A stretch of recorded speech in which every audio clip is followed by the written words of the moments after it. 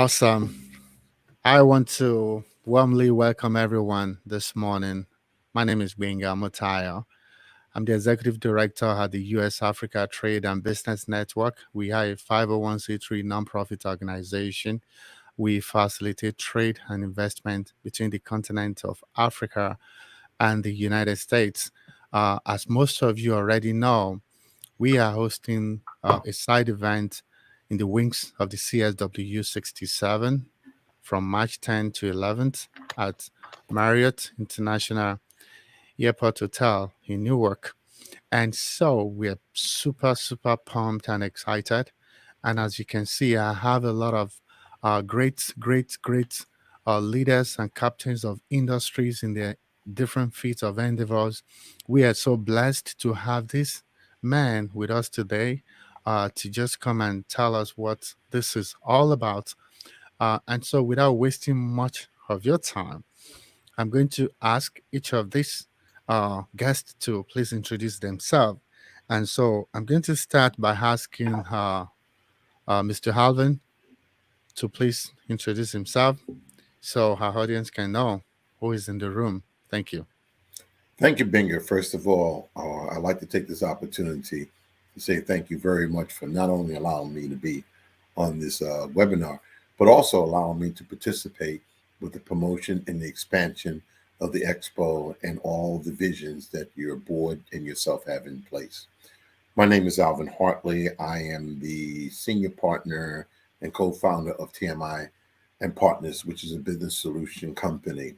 We work with people of color and women that are looking to expand their business. Our goal with Binger is to help provide not only finance. Financing isn't a challenge with us. We have a lot of finance in place, but infrastructure and how you can qualify for those finance.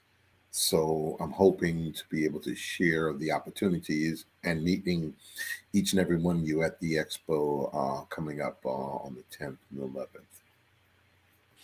Thank you, Mr. Halvin. Vince? Thank you, Mr. Matayo. I am pleased to be here with you and also with Phil and Alvin. It's an honor. And I am Vincent Vicari. I'm the director of the Small Business Development Center in Bergen County, New Jersey. It's part of a statewide network, and it's part of a national network of business assistance, management consulting offices that are under America's SBDC. I am pleased to be here, and what we do is to assist businesses in the gaining the resources necessary to import their products, export their products. We have tons of resources, but I must give an immediate shout out to where Bergen County's SBDC is located. It is located at Ramapo College of New Jersey. And if you haven't gone to ramapo.edu, I really suggest that you go there, because you'll find the Anisfield School of Business where we are located, and you'll find one of the best colleges in New Jersey here in Malwa at Ramapo College. And so we are an AACSB accredited school, and that assures the quality of all of the programs that is created here in our business school. And I look forward to going through some of the resources. We have created a destination for those that can work with the USAfrica Hub, and that will go and receive so much information on the 10th and 11th, that when the products come here, we have developed a very fast throughput to a point of sale. So I urge you to stay tuned. More to come. Vince Vicari. Thank you, Vince. Mr. Phil? Hey, Phil, I think he's still trying to fix his camera. Yeah, that's okay. Technology sometimes can throw people off. Phil's I'm still trying to get it together here. One of the games of COVID. Don't worry about it. I'm still trying to get But Phil, we're live. Hey, Phil. Uh, Phil. so so why we okay? He's back. Okay. Phil, are you there? Phil. Okay. Go ahead. All right. So we would just come back to Mr. Phil. So what I want to do is I want to briefly speak about the Import and Prosper program. It's an opportunity to for U.S. businesses and those looking to start a business or earn extra income to establish relationship with African manufacturers and operate a successful business importing product from Africa. You see, a lot of people have wanted to engage or do business in and with Africa, and some of them have always wondered how to do this in an ethical, profitable, and sustainable way. So, what we have done is to offer people the opportunity to learn about tools and services for import and exporting, and to actually meet potential sourcing partners from Africa. We have a lot of manufacturers and producers who are actually doing the work, who are actually making this product coming out of Africa to this event on March 10th and 11th. So you have an opportunity to meet with them, and so you can see some of these products. And these are products that are available in white label, meaning you can buy product from them. These are vetted suppliers. You can buy product from them and you can add value to those products and you can turn them to finished goods and you can begin to sell them in retail malls. You can sell them online. And so, why we said that you're doing this in an ethical, profitable, and sustainable way is because you see, many people had wanted to help the continent of Africa, but this type of help is not you giving something like a handout. You're actually empowering them. You're actually engaging in commercial and business transaction. So you're buying off them.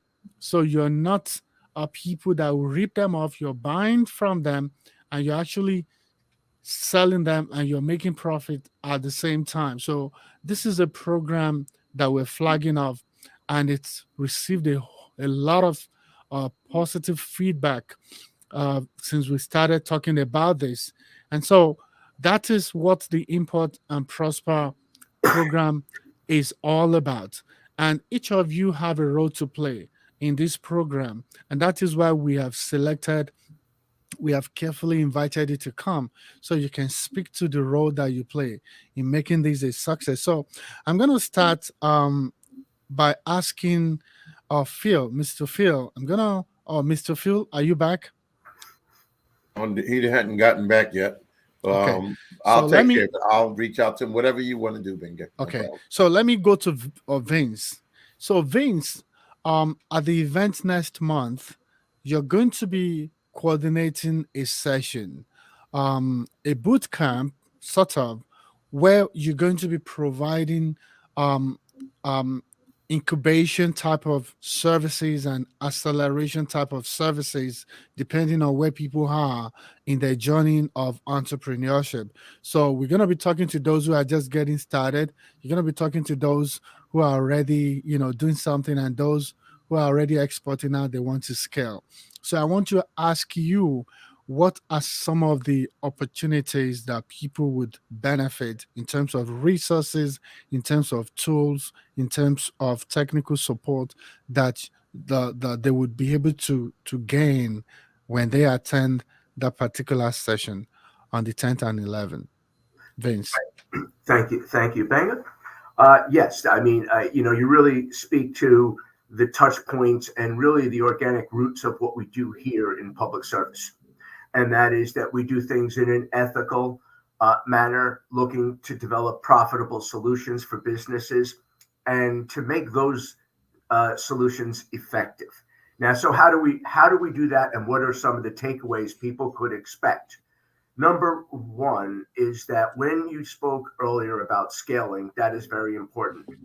And that when we scale a business from a micro or small business and expand our volume, that we do so profitably And we are able to do that by providing consultative resources to help our clients one on one develop a point of distribution and sale for the product.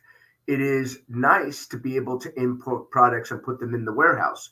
It is another thing to get them sold to the ultimate customer and have those efforts generate profit. And in this small business space, you don't want to store things for a long time until the large lots are broken and you figure out where and to whom you're going to sell it.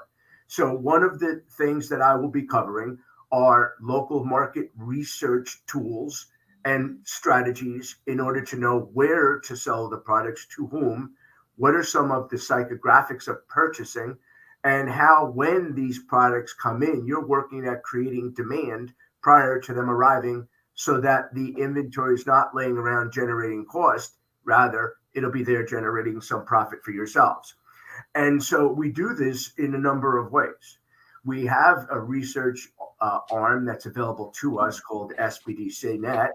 We also have a research tool available locally called Size Up.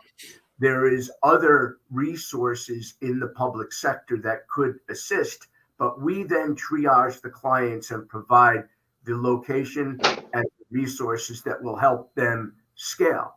Now, I know in the breakout I'll go more in depth, but we have everything from SBDC Global, we have the U.S. Commercial Service, there is Exim Bank, SBA.gov, and the New Jersey Business Action Center, there's Trade.gov, and the District Export Council. There's also another SBA organization called SCORE and the Women's Business Center, the Veterans Business Center. There's many assistance resources available to people. Now, and so how do we localize the importer to American market? Well, that is to understand where it is you're going to sell, who the players are, and then how we're going to create that demand. And so that's what you've done here today, Banga. You've brought in Phil and Alvin, and these are great resources in order to be able to finance and in order to be able to help identify markets. You know, so often we try to figure out what happened when things don't go well. And I'm pleased to be here today to create what is going to happen so that we do try to do it right the first time. And by attending on March 10th and 11th, you're going to meet a lot of industry players, a lot of other resources, and also the Small Business Success Program representatives will be there as well. And this is giving a retail incubation opportunity in only one location to represent 18 million people walking by a point of sale per year. So when we talk about scale, we have to make the opportunity. And we're creating this infrastructure in order to benefit your listeners and to benefit those that wish to engage in bilateral trade. Wow. Thank you so much, Vince. I'm super excited about everything you have talked about. So we're not just talking about doing business in an ethical way. We're also talking about doing it in a sustainable way. And I love the fact that you had mentioned the retail space and incubation. So this is not just a place for African product to be sold. It's also it also comes with wrap around services that will provide incubation support. Uh, services like branding, packaging, labeling, the compliance. So if you are a US entity, you're a business, you're an individual looking for a side hustle, or you're looking to scale, this is just a game changer opportunity because, first off, we are going to make sure you're buying from vetted and reliable suppliers. And you're doing that in an ethical way because you're giving back to the motherland. And that's one. We're also going to ensure that there is a market for this product when you had those added value to them. And in adding those added value, we're going to support you. We have a whole lot of consultants who are all experts in various fields: legal, marketing, compliance, who would work with you to make sure your product is done in a proper way, meeting all US government regulatory standard like FDA and all of these organizations. So I'm super excited, and thank you, Vince, for saying that. So I'm going to quickly move on to Mr. Alvin. I know for a fact that you have been in this space when it comes to trade finance for a long time. You've had your boot on the ground. You are committed to helping small businesses in a particular way. And that is why you're in that panel discussion with other folks and agencies like Exim Bank that be talking about trade finance for export and import businesses. So we're saying that we're not just calling people out to come and do business, but we're also talking about the most important ingredient, which is finance, the resources. So, Mr. Alvin, I want you to please speak to that panel, the trade finance for export and import businesses. So, can you give us an idea of what to expect in that panel and how relevant is your services and organization to that? Thank you, Bingo.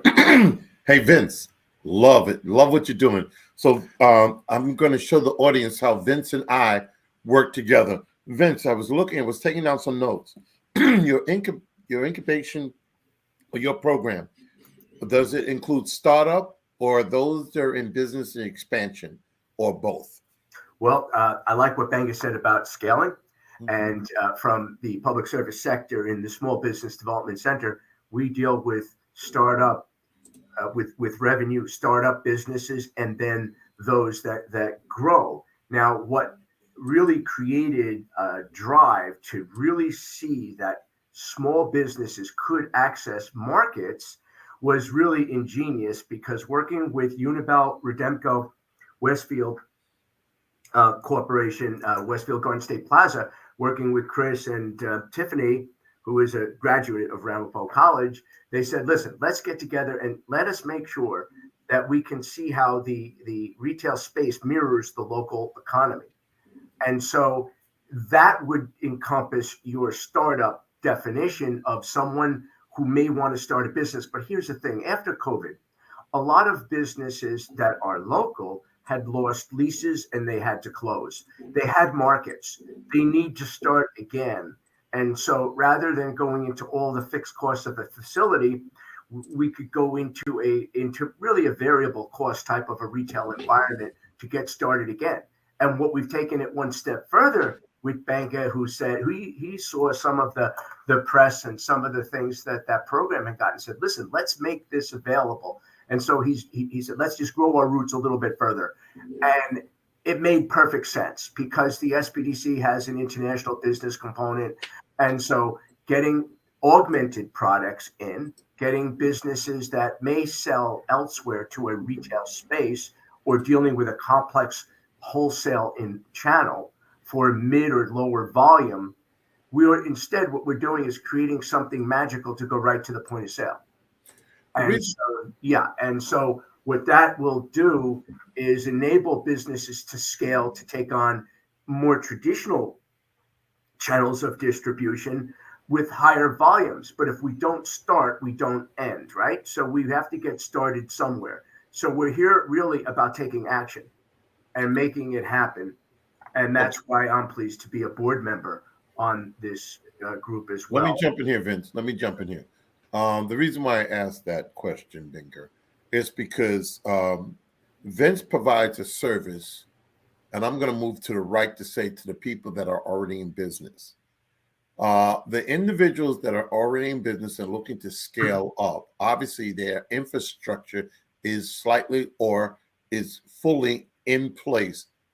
With that infrastructure in place, we can walk them through the various funding opportunities that they can be eligible for. They've been in business for a year or two or three. They've shown that they have clients, and through Vince's system, it shows the lender that we have the opportunity of going to the next level because we have this system in place after they've gone through and been educated with Vince's program. That's how funding works, where it's not about the money. The money is there.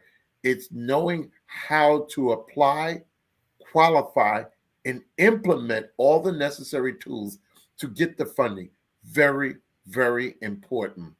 On a startup, uh, there is some startup funds, but startup funds can go as low as 25,000, maybe 50,000, but that's going to depend on the individual's credit. But still, the reason why I keep going back to Vince is because, okay, you got the money, you got the product, or you have the opportunity. How do you move it?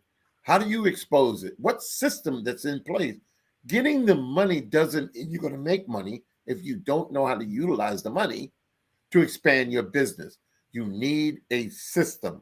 Vince is one of many people that are putting a system in place. Don't do this on your own. When I work with the lenders, I work with the lenders very personal, and we get down to, okay, what does this company needs to qualify for the loan? There's a difference when you walk into a bank and a lender, fill out the application and go through your procedure. There's a difference when you have a business advisor where it's going between the lender and the borrower and trying to get these two parties together to eventually come to an agreement on what funds they're eligible for. So Vince's system is very important for the lenders. Very, very important to receive that type of money. Thank you so much, Mr. Halvin, for sharing light on the connection between, and that's what this is all about. There's a synergy, and everything has been carefully curated so that everything can form a sensible sound and have the right effect. Before we move on, Mr. Halvin, I still wanted to, I know for a fact that funding is very key, and sometimes people have business, they have cash flow problem. How What are some of the things you're going to be talking about that talks about how to bridge the gap of meeting those cash flow challenges? You hit the ball out of the park. All of us are in business. Counts receivables can kill a company when it's 30, 60, 90 days. It can kill a company. We partnered with a company called Capstone Trade. You can look it up, everyone that's listening. You can type in capstonetrade.com. We run their diversity division. We're an independent company, but we met them over 11 years ago, and we said to them, hey, listen, what matter of fact, they said to us, we want to move in the space with people of color and women, but they don't understand how factoring works. You know where I'm going with this, right? And purchase order financing works. So the education of understanding that, again, Vince is saying, okay, now you got the structure. My goodness, you just got a contract from a particular country in the continent. It's $1 million. You don't, and let's say the product that or you have someone, matter of fact, let me flip it. Someone in the country has just put in $1 million order for shea butter. I'm just using that for an example. And the manufacturer is in the continent of Africa. Well, now we have to put in place to look at the credibility of the company, right? The credibility of the individual who put the purchase order in. Let's make it simple. Why don't we make it the government? I'm just using simple terms to show you. So whoever put the purchase order in, let's say it was the military base, and they want shea butter on the military base, and you happen to win the contract. So the government is going to pay the bills. How am I doing? Okay. The government's going to pay the bill. Now you have to look at the manufacturer. So now the manufacturer saying, listen, you're either going to have to put down 30%, 20%, whatever it is, before I make the shea butter and ship it to you. Where are you going to get that 30, 40%? That's where we come in. We're able to put the funds in and set up a line of credit with the manufacturer so that they can actually produce the product and have it sent over. Then there's all other types of transaction, but we get to show you how you can get a large contract. That's why I'm there, to get you larger contracts, but you have to have a system in place, and you have to be patient. And Vince will tell you too, you have to be patient when you're learning this, is because once you learn it, you're able to win the game, but you must be patient. So purchase order financing, invoice purchasing is a very key thing. Bingo. Thank you so much. Wow. I'm excited about this event, not just because I'm part of the organizers, but like I said, everything has been carefully put together with the right people in the room. I want to go to Mr. Philandros. Are you able to speak Yes. at? Okay. I just want people to know that Mr. Phil Andrew is one of the leading president, even though he's going to introduce himself. He's one of the leading president of one of the mainstream chambers of commerce. And they have been doing so much. I mean, all you have to do is Google the name and you will see the track record. And so, and I know that you're one of the largest with branches and across the country. I want you to I want to see if you can give us a bit of background of your chamber of commerce. What drives this chamber with the work you've been doing over the years, and what's your plan for the future regarding the chamber, and as well regarding this conversation? Where do you see the chamber of commerce, and what role do you see your chamber playing? Over to you, sir. Well, the Chamber of Commerce is a very vital organization. We're part of 145 chambers of commerce across the country, and what separates us from other chambers of commerce, we have a chamber school of management where we believe that strong chambers of commerce create an environment to build strong business owners. And we have pillars that we work on: entrepreneurial training, access to capital, technical assistance, procurement, and chamber development. So we believe that when I got excited when y'all was talking about capital, because you know businesses often do not have the way to control it capital as they come in. You got to put a little to the side. You may be able to reduce expenses. So when you talk about capital in general in business, you have to look at the business operations, and also the SBDC. You need to get a checkup. You need to have somebody look at your books. You need a good CPA. A lot of businesses have to find ways to shorten cash cycles. So and also they may go procurement opportunities, SBDCs, the SBA. You got all of these organizations that help businesses. And the first thing I ask any business is, have you had any business training? Because a lot of people are in business and they do business because they like to do a particular thing, but then there's some things that they don't like to do. And the chamber creates that environment. We are currently part of the SBA, Small Business Administration, $5 million grant to our national organization, USBC, and we're giving business owners everything from soup to nuts, bringing different agencies in, showing them how to put them grow their business on the map. I mean, everything you could think of, businesses need. But often the businesses, I tell them, you got to find time to, like Michael Gerber would say, not work in your business, but work on your business.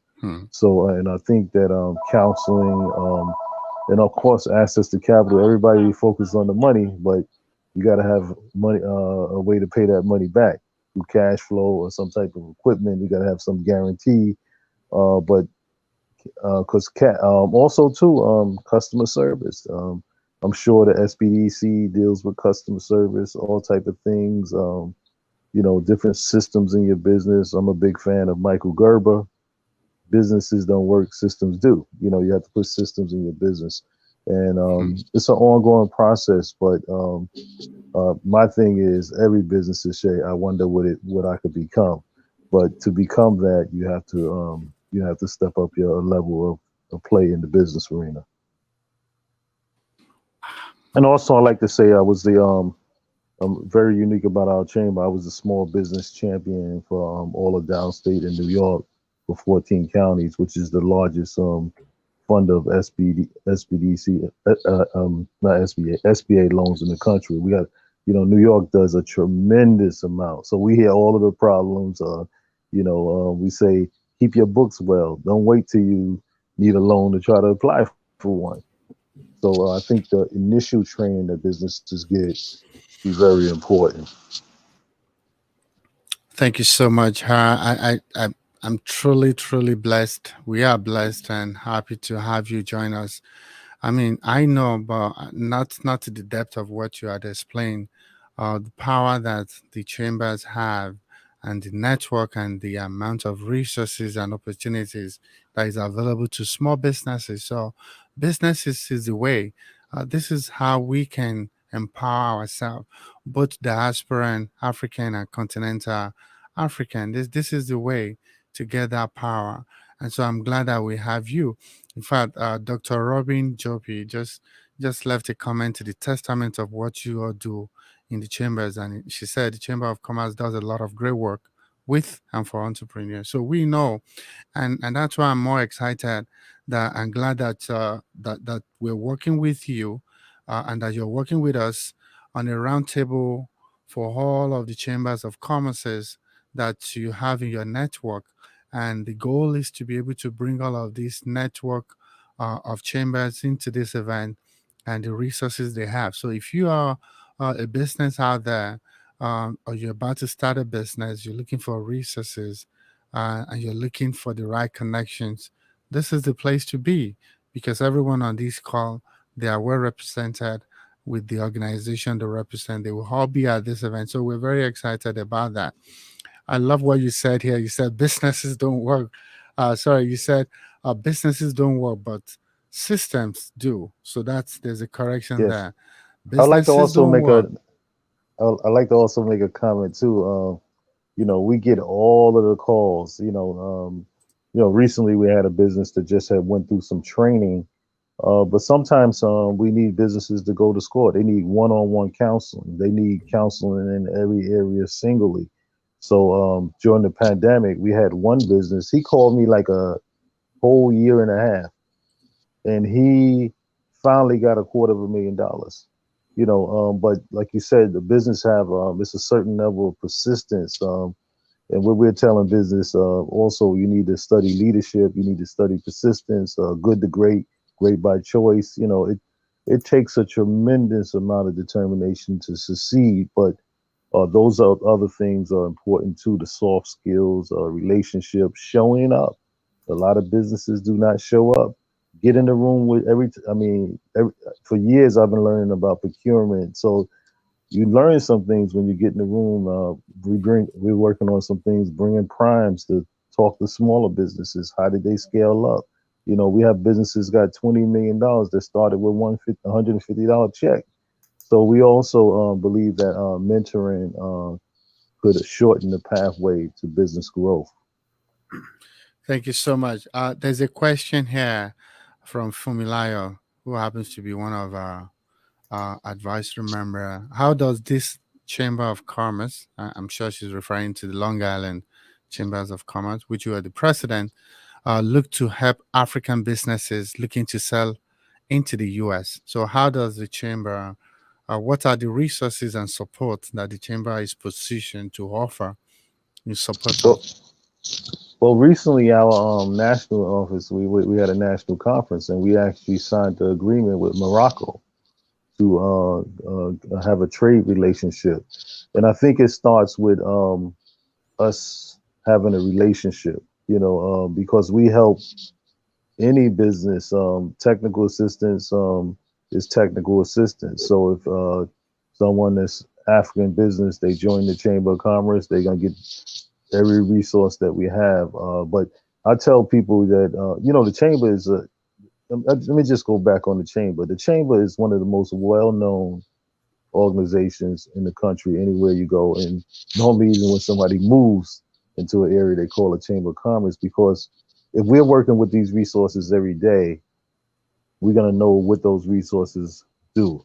And one of the things that we've embarked upon is having a digital library. We did have the SBDC on in our local market, and we created a digital 40-minute video where we can go back and hear what they do. So now we're able to tell the business, hey, the SBDC handles this. They handle manufacturing. They handle technical things with websites. So I think if we're the specialists around business and we deal with businesses every day, the Chamber of Commerce, we listen to people all day long, and we say, by the way, you should go to this entity. This is how you get certified. The chamber is business could be lonely for an owner, but a Chamber of Commerce is that organization. And think about it, we deal with businesses every day. Just before I got on this call, National Grid called me about opportunities for minorities. So being in the Chamber of Commerce is invaluable. I mean, valuable. Not it's so valuable that, hey, every small business should be in the know, because that Chamber of Commerce, hey, we work with every entity from the state, the training, the SBDC, the SBA, CDFIs. We have everything in our network, and we understand what those services are. Okay. Thank you so much. Benga? Vince. Vince, would you like to go first? Yeah, I just want to comment on what Phil said, and to congratulate him also for the great work that he's known to have accomplished with that chamber, and that in joining SBDC and resources is really, it is not about joining any one organization or a particular resources. I think what everyone's hearing Phil say is we are building relationships with those that could help our members in their goals, and to be enmeshed to a community and understand and rely upon those interconnected organizations to make a difference is just so important. I mean, it's so right. Customer service. You can have the best product in the world, but if we don't sell it well according to the cultural mores and norms of the target market, we're not going to create a touch point to close that sale.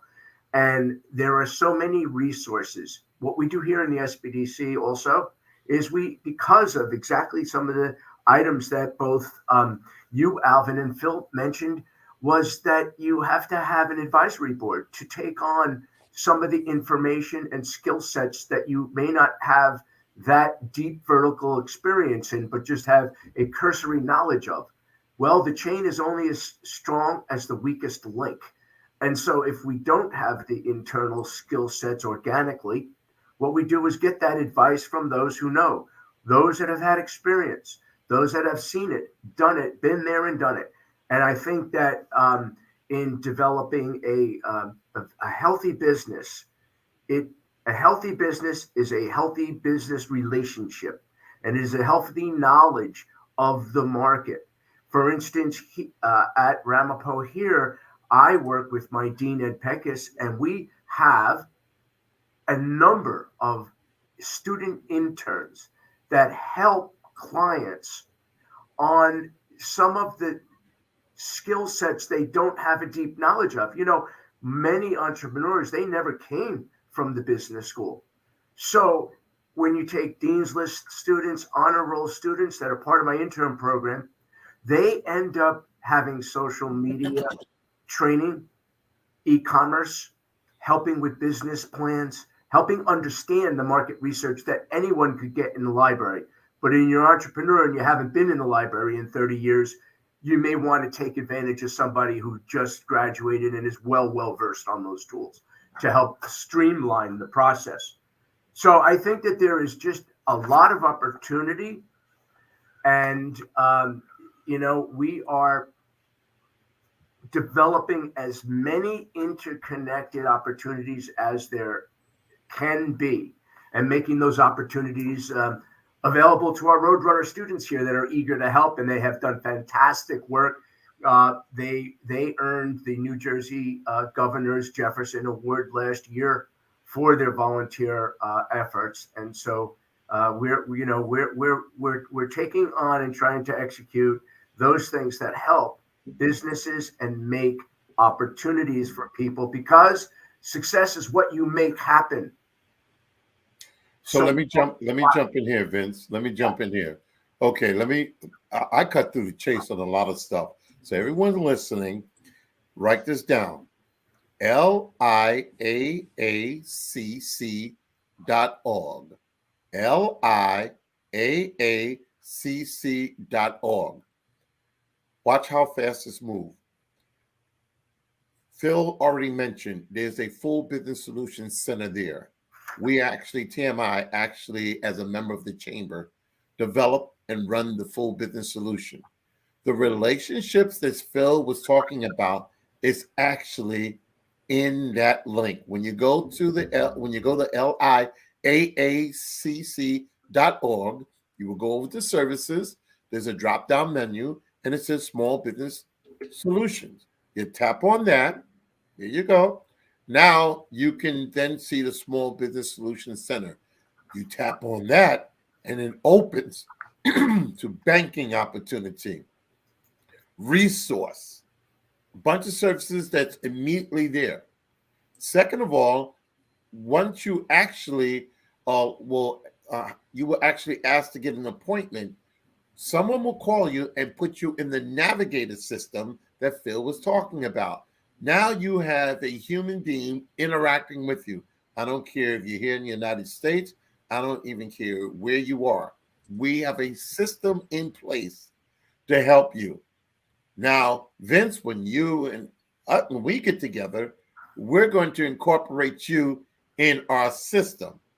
You see, that's what it is, because you're a resource, Vince. So now we can guide individuals to the resources that they need.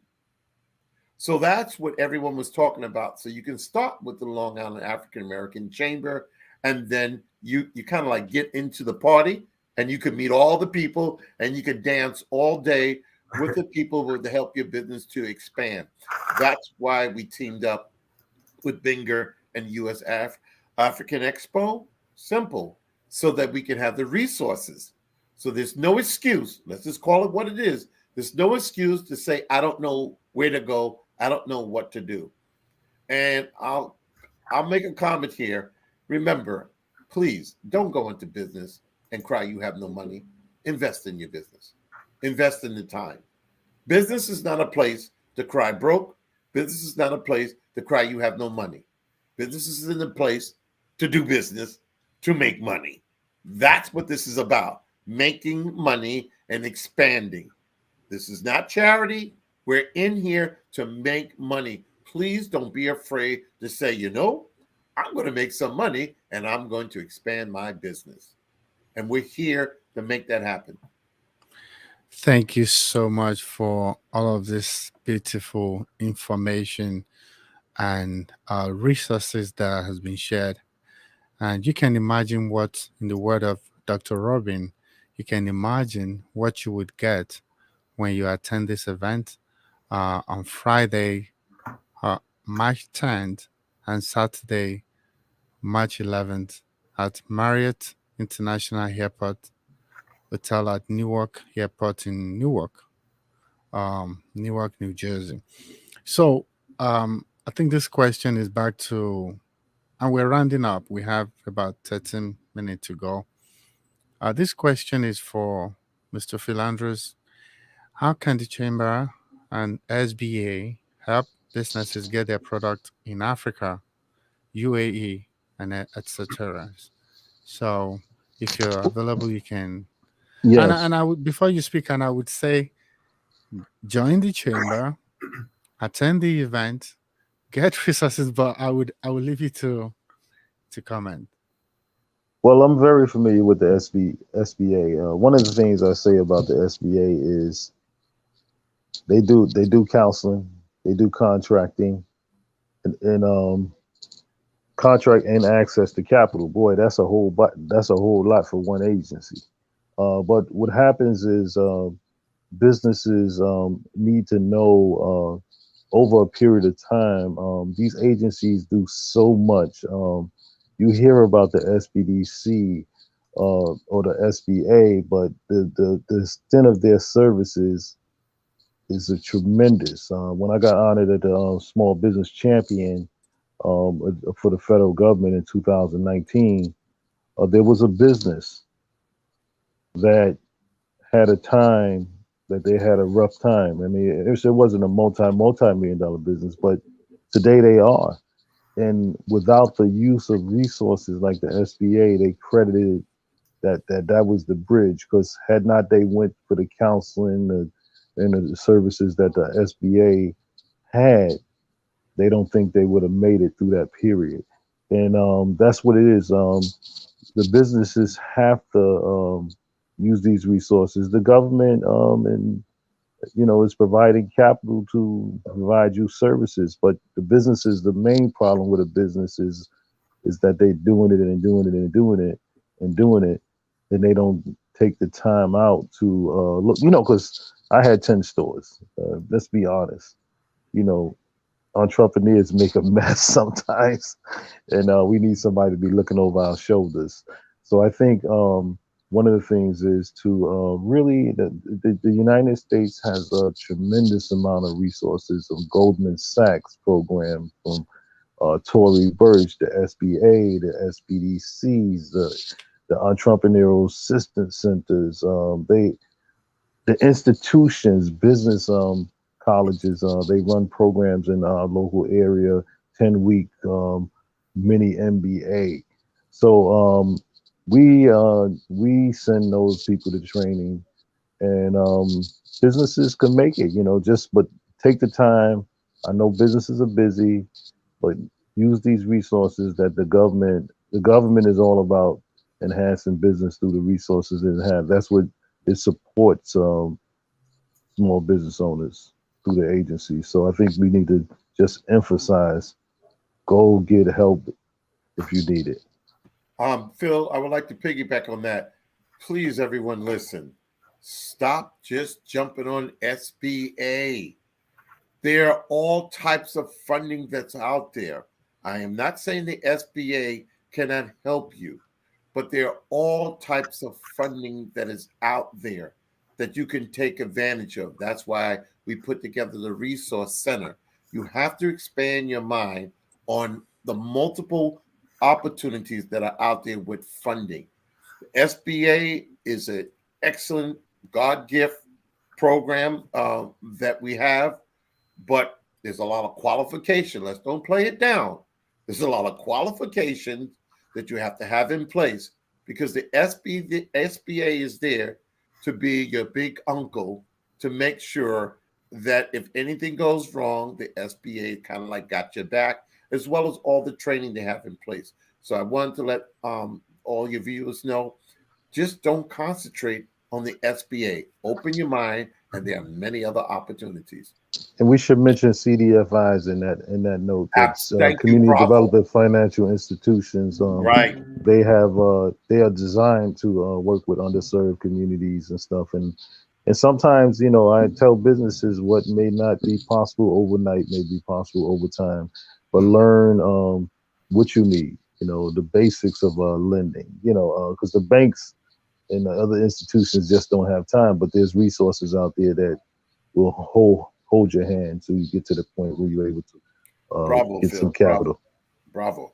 Awesome. I want to thank each and every one of you for taking time to share your valuable resources. This doesn't come cheap, it's over years of experience that you're sharing here. So I don't want people, we're not taking it for granted, and I'm sure our audience are not taking it for granted either. And you've seen all sort of comment here, people just, telling you, just thanking you for everything you're saying. So people are really, really excited. You can see all these comments that I'm putting on the screen, and there's a whole lot of them. So I want to thank you all. There's a suggestion here for everyone here. It says there's a disconnect between African financial institutions and US financial institutions, especially on trade related for the most part. These are two different business ecosystems with different and varying factor. And thus, I will encourage the Chamber of Commerce to open up to more African financial institutions because this can literally change the lives of all producers. So awesome. So that's just a suggestion. And I'm sure these are some of the conversation we can continue to have. Even at the event, we can put it up during the event. We can look at how to make this a reality. Um, there's a comment here as well. Oh, Karen, the woman behind the scene making things happen. Thank you for sharing your feedback, Karen. We're most grateful for being part of our network. And so to just to have a little bit of reset, just so people know, we're having this conversation about import and prosper, and our guests have been sharing light on how we can all be part of this program. So we're excited and we look forward to having you all join us. If you are a US business looking to scale, or you are a 9 to 5 person, you're looking to start a side also, or you want to give back to Africa, and and you want to do it in a profitable, ethical, and sustainable way, the Import and Prosper is there for you to take advantage of. And that's just exactly what it is. Before you we all leave, we have 5 minutes. I'd like each of our audience to, sorry, our guests to please provide the final word. But before we do that, there's a question here. Is the retail incubation program going to roll out as a small business entrepreneurship program, pre-qualifying them to be a part of this program? So right now, we're taking vendors, we're taking an application from vendors, and we're looking at a lot of factors. When you sign up, you would see all the requirements, you would see all the type of categories of products that we take. You would see the term of the lease agreement. You would see everything you need to know. And so there's a pre-qualification. Ideally, when you fill out the application, you would know right there if you qualify or not. If you don't qualify, we don't expect you to complete the application. But if you did complete the application, we're still going to vet your product. But the good thing is, even if your product is not immediately ready to be displayed out there, we have a website where we can showcase your product, and we have white label options, meaning if so long as the quality of your product is good as a source material, then you have opportunities to still sell them through this program. The only thing is it might not be available for retail immediately, but it can be bought and repackaged and rebranded for the market. So that's basically what it is. And also, we got another comment from Dr. Robin. I encourage everyone interested in import, export, e-commerce, and networking opportunity to attend the expo, of course, March 10 to 11th at the Airport Marriott Hotel in Newark, New Jersey. It's going to be epic. Absolutely. Thank you for summarizing this for us in a beautiful way, Dr. Robin.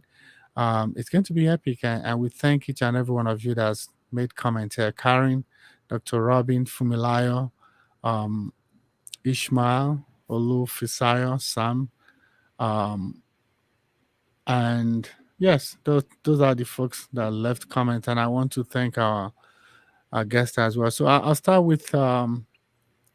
Alvin. Please, would like you to give your final word as we Yeah, drop the I'll take curtain. about 30 seconds because I know Vince wants to definitely get in there. I love my man, Vince. Okay, first of all, here are two sites you can go to. First of all, I gave you the liaacc.org, liaacc.org. That's number one. You can also go to TMI. I repeat again, TMI, see it right there, TMIUM.com, TMIUM.com. That's our company. Please tap into us. We're a profit-making organization. We're not charity, but we're here to make sure you can get access to the capital that you need and the infrastructure. So I definitely encourage you to do that. Looking forward to meeting you at the conference, and back to you. Thank you, Mr. Halvin. We're glad to have you. Over to Mr. Phil.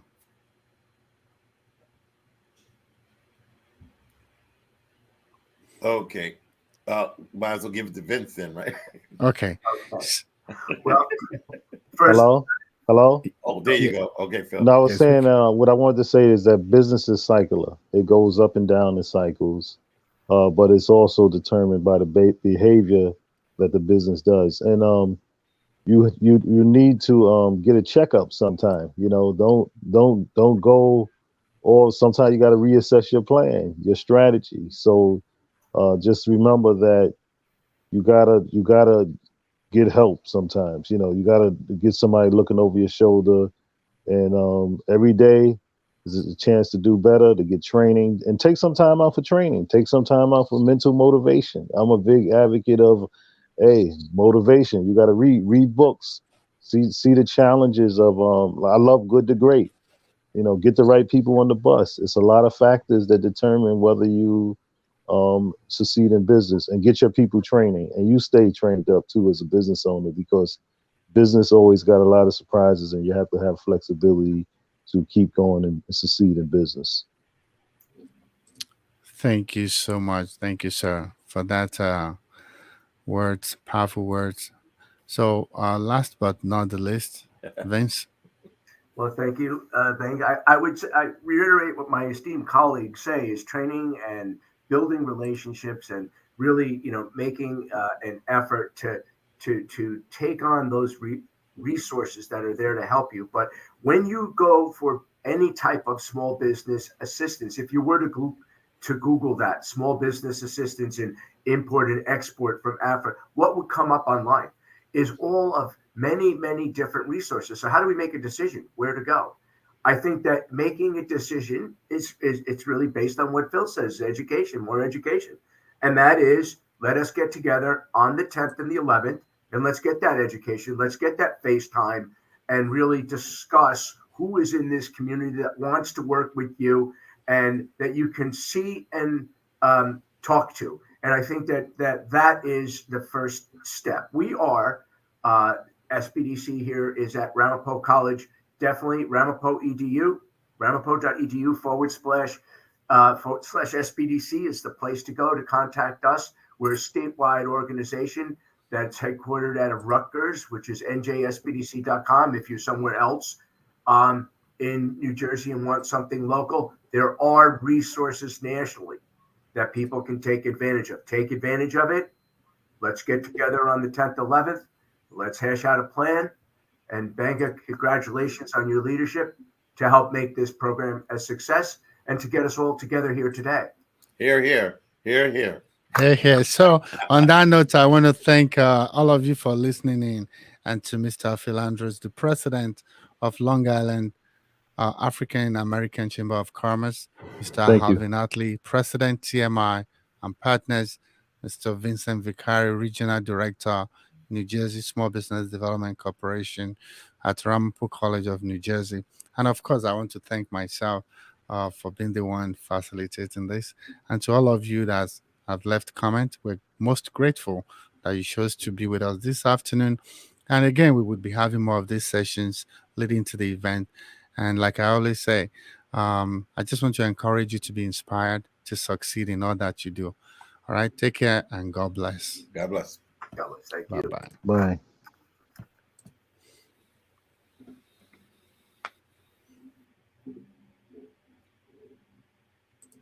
Well, there you go.